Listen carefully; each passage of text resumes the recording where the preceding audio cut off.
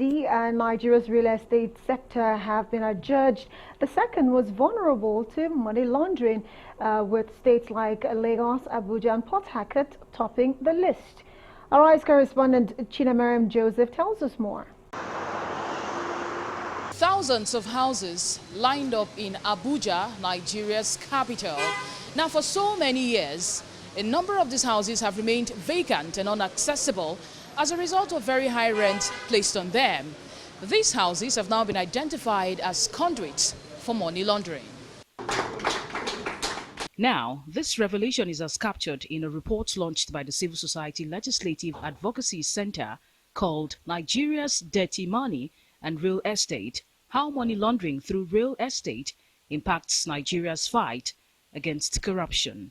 Here, a number of talking points emerged. These issues, however, are not new, but the increasing rate of corruption and illicit financial flow in the country, cleaned up through real estate, remains a source of concern, more so as it affects government's fight against corruption. And just like Abuja, other states like Lagos, Port-Harcourt and Kano have also been mentioned in this report.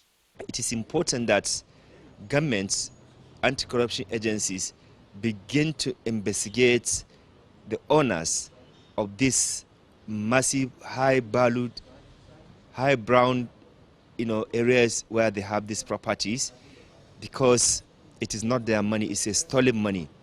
And they use this sometimes to finance political party activism and sometimes even terrorism.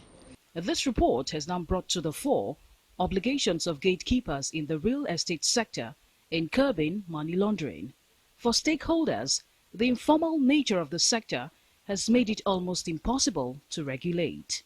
Majority of real estate transactions are being supervised by non-estate surveyors and valuers without requisite knowledge in estate surveying and valuation. The market is highly unregulated, so anybody can buy, anybody can sell, anybody is full of touts. Even you see lawyers selling land.